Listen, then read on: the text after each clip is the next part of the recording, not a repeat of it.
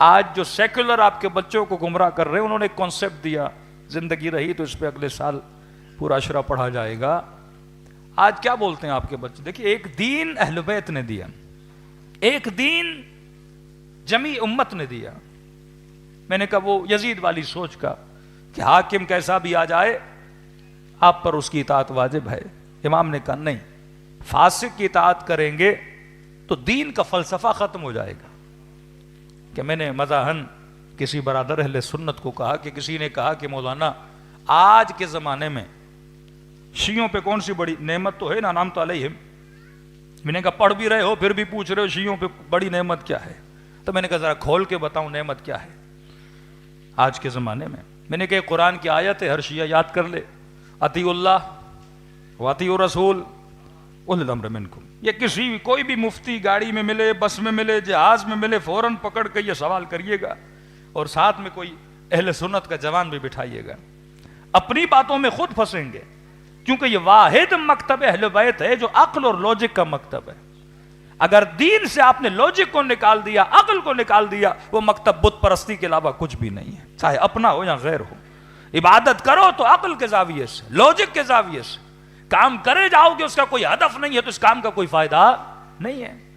اب طواف خانہ خدا کرو پر اس کے فلسفے کو نہ سمجھو، سعی صفا و مروہ کرو پر فلسفے کو نہ سمجھو، شیطان کو کنکر مارو پر فلسفے کو نہ سمجھو. تو میں نے کہا اس ملک سے کوئی شیطان اٹھ کے جائے اور وہاں شیطان کو جا کے پتھر مارے، اس پتھر مارنے کا فائدہ کیا بھائی؟ سمجھو تو صحیح، کسے کا نہیں، شیطان کو پتھر مارو. میں نے کہا شیطان نظر آ رہا ہے، 3 پلر ہے جس کو تو پتھر مار رہا ہے، ایک پتھر ہے دوسرے پتھر کو مار رہا ہے، کیا میری کنکر سے شیطان کو تکلیف ہوگی؟ یہ رول ماڈل ہے، یہ سمبلک ایک ایکشن ہے جو خدا تم سے کروا رہا ہے کہ دیکھو ابراہیم جناب ہاجرہ اتنی جگہوں پہ شیطان گیا تھا گمراہ وسوسہ کرانے کے لیے. میں ایک سمبلک چیز بنا رہا ہوں کہ اگر گمراہ کرو گے امت کو یا کسی کو غلط راستے پر لاؤ گے تو یہاں جس طرح میرے حاجی پتھر مار رہے ہیں، قیامت کے دن تمہیں اس طرح پتھر مارا جائے گا. جو زنا محسنہ کرتا ہے اسے کیا کیا جاتا ہے؟ سنسار کیا جاتا ہے نا. گناہ کی سزا خدا بتا رہا ہے کہ اسی طرح کنکر مارے جائیں گے قیامت کے دن ان لوگوں کو جو گناہ کریں گے. اب بندہ یہاں پورے ملک کا پیسہ لوٹ کے وہاں جا کے کیا کرے؟ شیطان کو پتھر مارے اور فلسفی کو نہ سمجھے تو یہ رونا ہے. امام رضا فرماتے ہیں جو ہمارے حرم میں اللہ کی مسجد میں توبہ مانگے اور یہ نیت کرے کہ میں توبہ کر رہا ہوں لیکن کل جا کے پھر گناہ کروں گا، فرمایا یہ توبہ نہیں ہے، یہ اپنا مذاق اڑا رہا ہے. اللہ کا مذاق نہیں اڑا رہا، اپنا مذاق اڑا رہا ہے. تو دین کے اندر جب تک فلسفی آف دین کو نہیں سمجھو گے دین کا کوئی فائدہ نہیں. تو یہ چھوٹی سی آیت بچے نسلیں یاد کر لے، کیونکہ اسی میں کانسیپٹ آف تشیع، آئیڈیالوجی آف تشیع ہے، اور آئیڈیالوجی آپ برادران اہل سنت کی ہے. اطیع اللہ، اللہ کی اطاعت کرو فوراً، ورسولو، اس کے رسول کی اطاعت کرو. فوراً کہا وَأُولِي الْأَمْرِ مِنْكُمْ، کس کی اطاعت کرو؟ صاحبان امر کی اطاعت کرو. مطلب جیسی اطاعت اللہ کی ویسی اطاعت رسول کی، جیسی اطاعت رسول کی ویسی اطاعت اولی الامر کی. 2 کا تو پتا چلا، 3 میں امت کنفیوز ہے. یہی مسئلہ ہے پوری امت کا. پہلے کا تو پتا ہے کہ اللہ، دوسرے کا تو پتا رسول کا، تیسری اطاعت کس کی؟ اب یہاں پہ دا آئیڈیالوجی آف شیعہ اور آئیڈیالوجی دوسرے مسلمانوں کی پتا چلتی.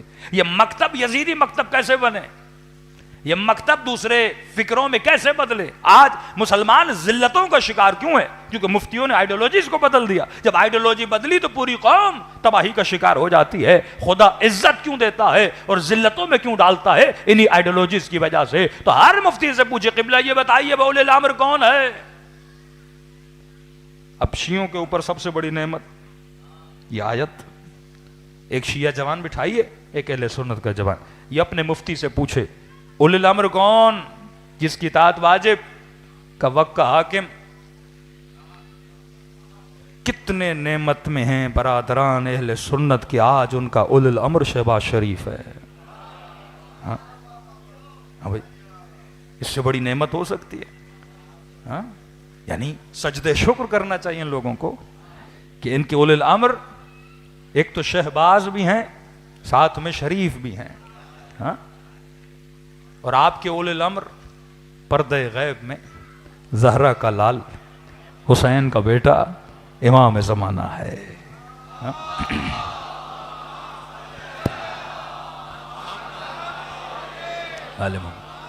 میں نے کہا مکتب ہے عقل کا. قرآن کے جتنے قصے ہیں یہ کہانیاں سنانے کے لیے نہیں ہیں. کس کے لیے ہیں؟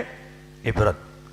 اب جب انہوں نے کہا کہ حاکم کیسا بھی ہو اس کی اطاعت واجب ہے، تفصیل میں نے پورے اشرے میں پڑھی ہے. حاکم کیسا بھی ہو اس کی اطاعت کیا ہے؟ واجب ہے. مطلب یزید جیسا بھی آ گیا، کوئی شیطان صفت بھی آ گیا، کوئی فاسق بھی آ گیا، کوئی فاجر بھی آ گیا، کوئی شراب کو شہد کہنے والے بھی آ گئے، تو فرمائے سب کی اطاعت کیا ہے؟ واجب ہے. کیونکہ یہ جناب کیا ہیں؟ الملک لمن غلب. کیونکہ ان کا غلبہ ہے تو ان کی اطاعت کیا ہو گئی؟ واجب ہو گئی. ٹھیک ہے. اب ڈیلی خدا نے ایک دعا واجب کی ہے. دعا کا ترجمہ موبائل جس کا بھی بند کرتے ہیں، صلوات پڑھے محمد والے محمد پر.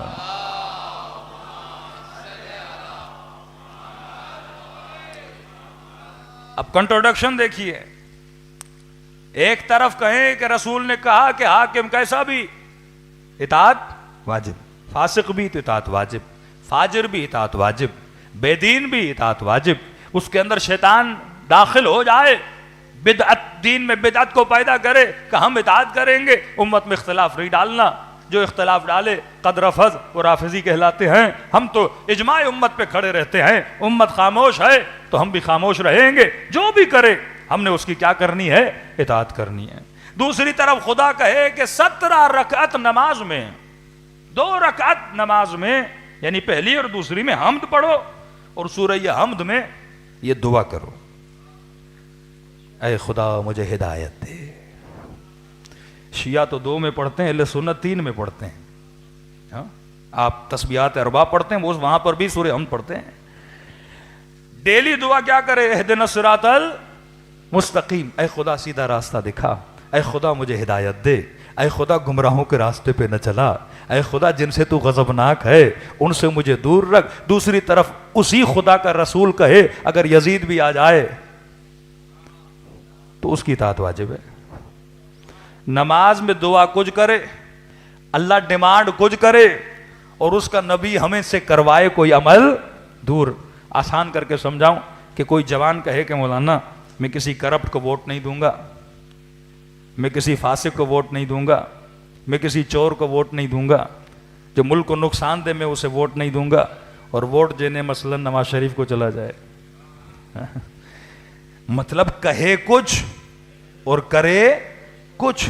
یہ بالکل ایسے ہے کہ نماز میں دعا کچھ مانگ رہا ہے کہ اے خدا مجھے ہدایت دے اور ان کے راستے پہ چلا جن سے تو کبھی غضبناک نہیں ہوا. یعنی یہ مفتی طارق مسعود صاحب صبح کو یہ دعا کرتے ہیں کہ اے خدا مجھے ہدایت دے اور مجھے نعمت والوں کے راستے پہ چلا. شام کو اپنے شاگردوں کو کہتے ہیں نہیں، اللہ کے نبی نے یہ کہا ہے کہ اگر یزید جیسا بھی آ جائے ہم نے اس کی بات کو سننا ہے. کنٹروڈکشن قرآن میں اور حدیث میں اختلاف نہیں ہو سکتا. ان اکرمکم عند اللہ اتقاکم، کہ اللہ کے قریب وہ ہے جو صاحب تقوی. اتقوا اللہ والعصر ان الانسان لفی خسر الا الذین آمنوا وعملوا الصالحات. کامیاب وہ ہیں جو ایمان لائیں اور عمل صالح کریں. دوسری طرف کا نہیں، حاکم کیسا بھی ہو اس کی اطاعت کرنی ہے. اب فیصلہ امت کرے. جو مدینے میں چپ بیٹھے تھے انہوں نے قرآن پہ عمل کیا یا جو حسین کربلا کی طرف چلے؟